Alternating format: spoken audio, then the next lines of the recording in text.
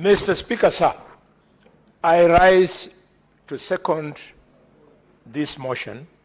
And Mr. Speaker, before I do so, I beg you to allow me. This chairman who has just presented this, moved the motion, Eddie there, Okech, and myself, Senator Abdallah there, Esther Kenyuri, and Honorable Mariam. We have spent a lot of time painstakingly listened to all commissions, combed through this budget policy statement to bring you a quality report. See the level of participation in the House. Mr. Speaker, we are joking. We've been saying all over that, Senate should be given an opportunity to look at the budget. The National Assembly should not be the only one doing it. Where are we today when we are discussing the same matter of the little intervention that we have been given? This deceit must end in this country. Leaders have come to Nairobi to joke with the lives of wananchi. Today, Mr. Speaker, thanks to the lead that we were given by the chair, I have made shocking discoveries in the budget policy statement. Honorable Richard Onyonga has been speaking time without end about budgeted corruption. Inside this budget policy statement, truly, there is documented evidence of budgeted corruption. Mr. Speaker, the way they have done it in this one is that they have taken 29.77 billion shillings that is supposed to go to counties, have taken it to the national government. And by taking it to the government, national government, before you look at it, you can scream that the principle of the national government carrying out functions that are meant to be done by a devolved structure of government is the only one they are abusing. They have done far much more, Mr. Speaker. They have, in the process, made an amorphous reference to projects and programs that they will never implement. Mr. Speaker, as I second, allow me to draw the attention of this Senate and the whole country to these big jokes. No wonder, Mr. Chairman, sir, the Minister for Finance chickened out. He didn't come before us because he knew we were going to draw his attention to the 29.77 billion shillings, which he is allowing to be taken away from county governments. If that money had been allowed to go to county governments, the shareable revenue would have risen from 387 that we have given counties to 419. This is a crime sin. Mr. Speaker, allow me, I know you won't refuse, to move a motion of censure against the Minister for Finance so as to send him a clear message. He cannot tell the media that he cannot come before our committee because he expects us to make reference to the presentation he gave in the National Assembly. He's underrating this institution to very high levels. Mr. Speaker, in this misadventure, 7.2 billion shillings meant for health by county government has been removed and brought to Afya House. To do what, Mr. Speaker? 50 million to go to Kigumo Hospital in Nyeri. Why can they allow the governor of Nyeri to implement that development worth 50 million shillings in his hospital, in his county? Number two, 50 million to go to Kibugwa Health Center in Tarakanidhi. Why can they allow the governor of Tarakanidhi to preside over this development? Mr. Speaker, 100 million to go to Kiambu, to Listigeti hospital in a Kikuyu constituency. This is not equity. In such a hospital serving 4 million people. But in Kikuyu, not in Kikuyu, in Kiambu, there are 5 such hospitals, and they can afford to add them another 100 million so as to keep on adding insult to injury. This is a house of equity. We want to call the National Treasury to order. This is deal cutting and not budgeting. Mr. Speaker, then they have ended an amorphous thing. They call it Reproductive Maternal Neonatal Care Child and Adolescent Health Project. They have given it 1.8 billion shillings.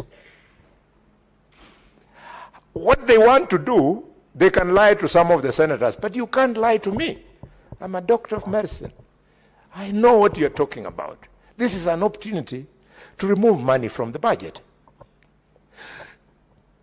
Mr. Speaker, sir, cause the minister to come before us. We want to pin him down so that this is corrected before we go to printed estimates. Mr. Speaker, they have put another one called Free Maternity Program. All Kenyans watching me now know that the Linda Mama program is not functional. It is the one where mothers used to get free treatment. And now, in the budget, they have put there, Mr. Speaker, sir, 2.04 billion shillings for a program that is not functional. So, on what do they want to expend these 2 billion shillings? Mr. Speaker, this country is so rich. I mean, if we can afford the luxury of billions just disappearing out of your house, imagine if that money would be pumped into our schools, would be pumped into our hospitals. Mr. Speaker, we have a great country, but we must do more as leaders. You go to Mr. Speaker, the road sector. Projects that should have been done by county governments worth 1.011 billion shillings that have been taken to the national government. To do what? To work on rural access roads in Kajiado, 65 million shillings.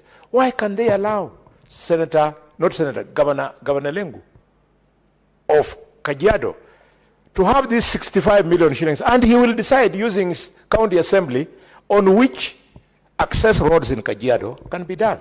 It simply means they want him to use the paltry budget that he has to fix those, and then there'll be double accounting. The guys at Ministry of Health will say those roads were fixed at 65 million.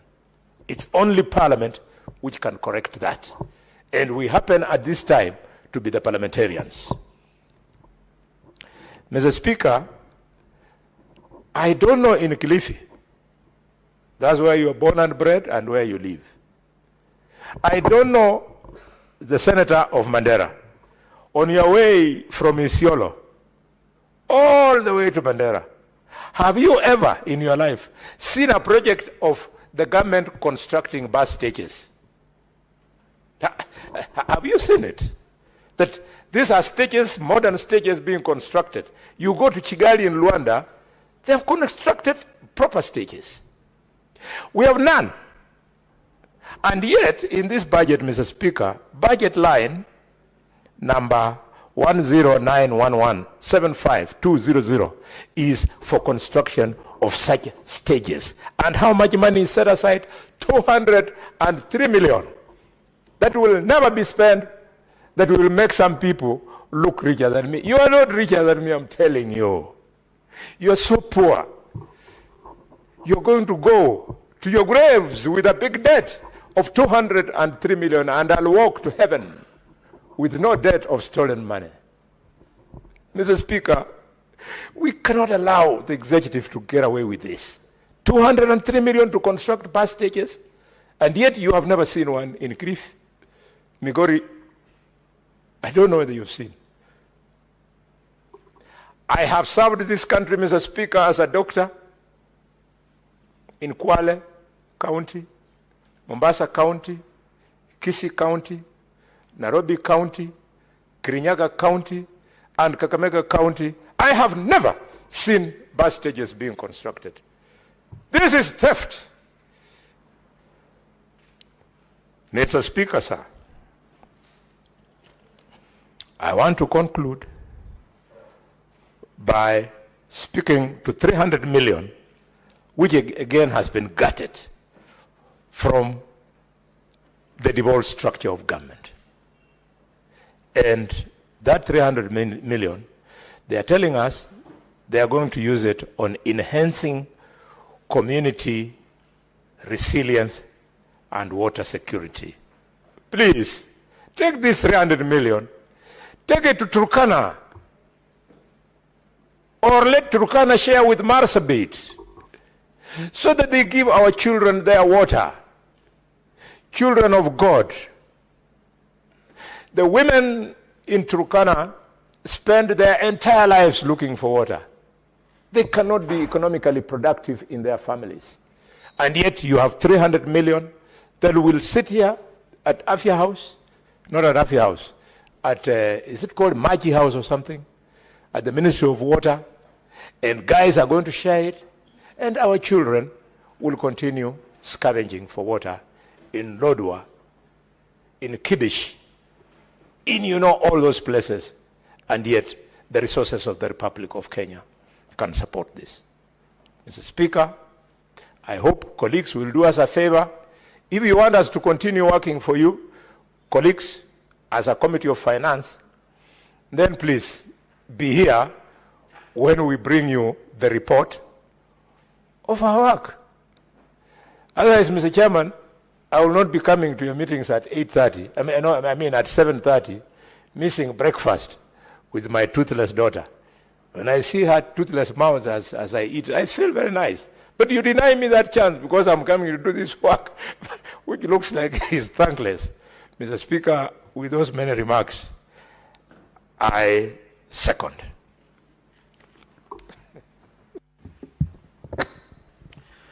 Now, honorable senators, I'll proceed to propose the question that the Senate adopt the report of the Standing Committee on Finance and Budget on the 2025 budget policy statement laid on the table of the Senate on Wednesday, the 12th March of 2025, and pursuant to Section 25(7) of the Public Finance Management Act and Standing Order 186(7) of the Senate, approves the 2025 budget policy statement. Now, the floor is open. Senator Eddy.